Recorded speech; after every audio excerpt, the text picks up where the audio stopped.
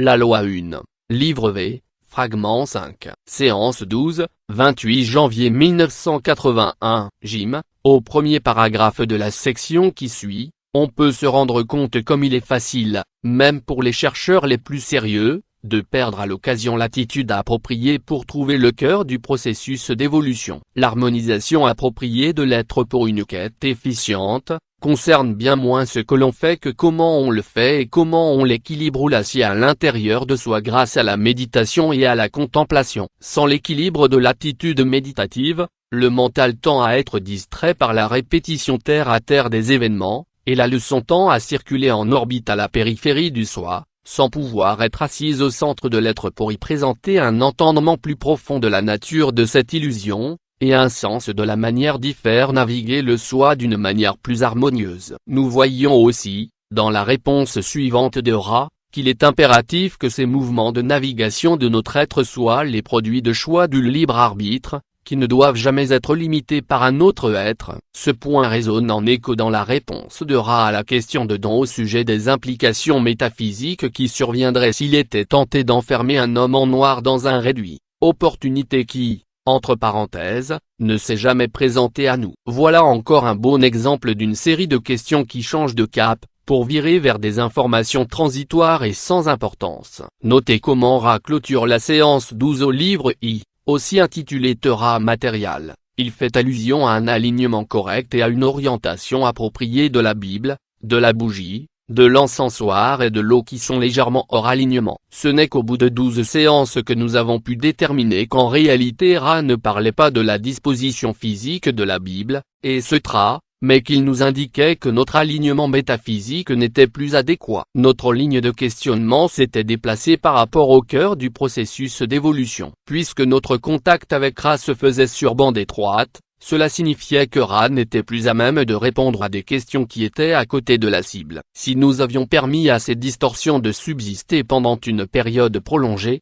le contact aurait été altéré, et ensuite nous l'aurions perdu. La dernière partie de cette séance a trait au concept de ce qui est appelé les missionnés et de leurs caractéristiques, fréquemment partagées, qui sont de souffrir de maladies physiques comme des allergies et des troubles de la personnalité qui, au sens le plus profond, semblent être des réactions à la fréquence vibratoire de cette planète. Ceci est apparemment un effet secondaire dû au fait que ces entités se trouvent sous une autre influence planétaire, à une densité plus haute, qui est leur vibration originelle. Ces missionnés s'incarnent sur cette planète de 3e densité afin de rendre service de toutes les manières possibles pour aider la population de cette planète à mieux prendre conscience du processus d'évolution et de s'harmoniser avec lui. Ils passent par les mêmes processus d'oubli que n'importe quel être de 3e densité qui s'incarne ici, et ils deviennent complètement cet être de 3e densité, même s'ils commencent lentement à se rappeler pourquoi ils sont nés ici. Apparemment,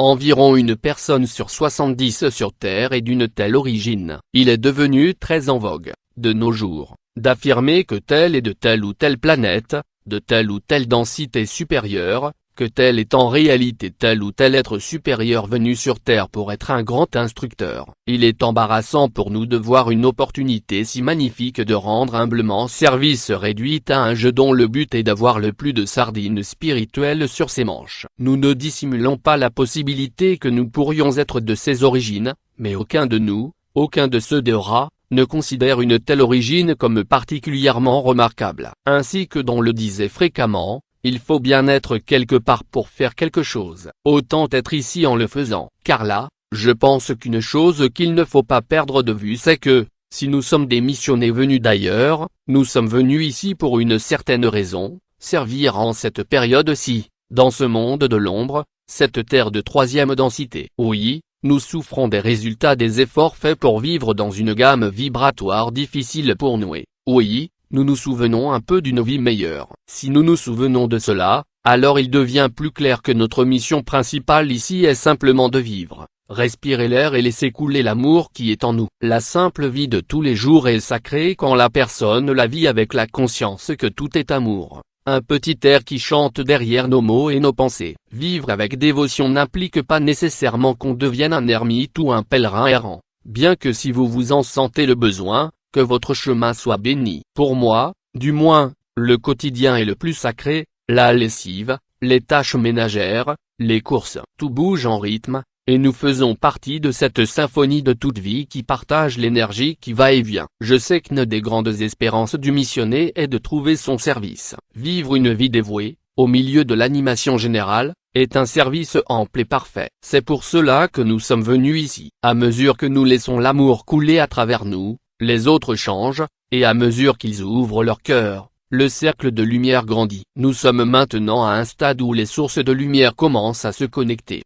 Est-ce que j'entendrais naître le mental global? Le mental global est pour moi un concept très réel, tout spécialement depuis l'avènement du courrier électronique et de l'Internet. Avec l'échange d'informations sans plume ni papier, nous travaillons essentiellement avec de la lumière, indubitablement un des moyens de communication les plus purs. À mesure que je rassemble des récits décrivant la nostalgie des missionnaires, je suis frappé de voir combien intense et constant est le désir général d'un foyer spirituel, d'une identité, et d'un moyen de servir. J'encourage tous ceux qui font l'expérience d'être des missionnaires de se relier entre eux et de former un réseau avec d'autres consciences éveillées, de vivre à cœur ouvert ensemble, et de laisser la lumière nous pénétrer tous par l'intermédiaire de la toile de la conscience planétaire. Comme le dit Jim, il n'y a pas de service plus grand que d'être soi-même dans ce monde parfois réfractaire. Dont Aimé Andrija Puarish a été son ami loyal et généreux pendant de nombreuses années. Nous avons rencontré Andrija en 1974,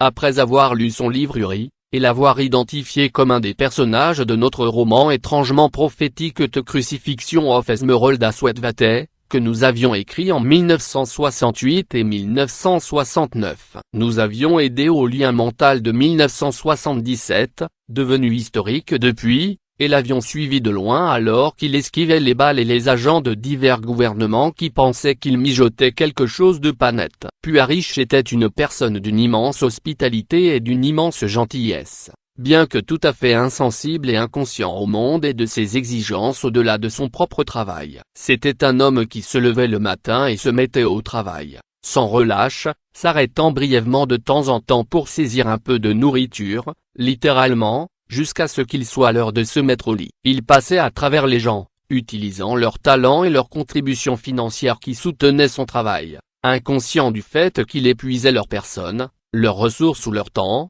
parce qu'il se concentrait exclusivement sur le travail qu'il avait à faire, jamais sur le moyen de faire de l'argent. C'était un érudit et un homme brillant, et bien des choses sont survenues dans son sillage. C'est une perte pour le monde des idées que ses journaux soigneusement tenus aient été confisqués au moment de sa mort et aient disparu. J'admets volontiers que j'ai souvent senti qu'il utilisait don. J'ai senti que cet homme avait plus d'énergie mais moins de sagesse que don. J'ai senti qu'il aurait dû suivre les sages conseils de don, parfois, dont lui-même n'a jamais rien ressenti de ce genre. Il était content de pouvoir aider. Je rends hommage à Andrija. Quel type singulier et remarquable il a été, et combien il a donné, de tant de manières. George Williamson était un canal que nous admirions beaucoup. En fait, nous avons utilisé son relais du frère Philippe pour notre banc de messages from the UFO. Nous avons seulement été en contact téléphonique avec lui, et comme Andrija, il n'a jamais réussi à venir à nos séances. Il est probable qu'il n'avait pas trop apprécié la demande que lui avait faite de se préparer. Il est un des grands pionniers en matière d'OVNI et recherches métaphysiques y afférentes,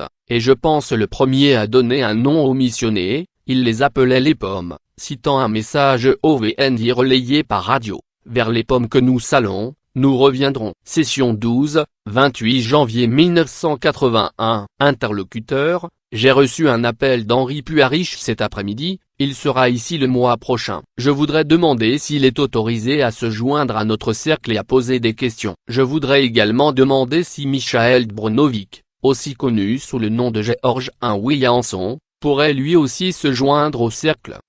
Je suis Ra. Ces entités, pour le moment, ne sont pas harmonisées de manière appropriée pour ce travail particulier, à cause de distorsions vibrationnelles qui, à leur tour, sont dues à un récent manque de temps/espace que vous nommez occupation. Il serait demandé que ces entités passent un bref temps/espace au cours de chaque cycle diurne de votre planète en contemplation. À un futur temps/espace de votre continuum, vous serez prié de renouveler cette demande. Ce groupe est hautement équilibré par rapport aux distorsions vibratoires de cet instrument étant donné, premièrement, le contact avec l'instrument sur une base quotidienne. Deuxièmement, étant donné le contact avec l'instrument par l'intermédiaire de périodes de méditation. Troisièmement, par l'intermédiaire d'une distorsion personnelle du complexe mental/corps/esprit vers la contemplation.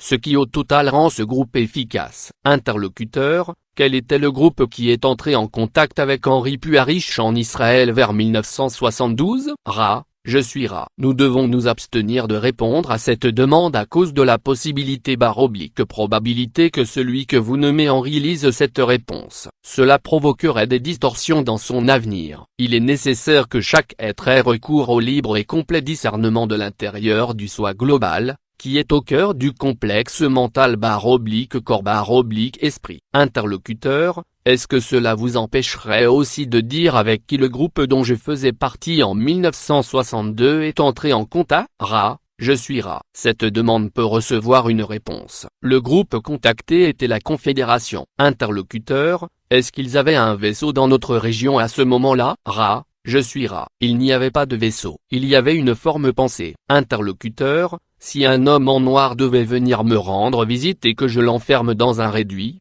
est-ce que je pourrais le garder, ou disparaîtrait-il? Ra, je suis Ra. Cela dépend du type d'entité que vous auriez attrapé. Vous êtes peut-être à même de percevoir une construction. La construction peut être conservée pendant une brève période, bien que ces constructions aient aussi la capacité de disparaître. La programmation de ces constructions rend cependant plus difficile leur contrôle à distance. Vous ne seriez pas capable de vous colter avec une entité de forme pensée du type homme en noir, comme vous les appelez. Interlocuteur, est-ce que cela irait à l'encontre de la loi 1? Est-ce que je ferais une erreur en saisissant une de ces entités? Ra, je suis Ra. Il n'y a pas d'erreur sous la loi 1. Interlocuteur, ce que je voulais demander c'est, est-ce que je me polariserais plus vers le service de soi ou plus vers le service d'autrui si j'enfermais cette forme pensée ou construction? Ra, je suis Ra. Vous pouvez considérer cette question par vous-même. Nous interprétons la loi 1, mais non pas jusqu'à donner des avis. Interlocuteur,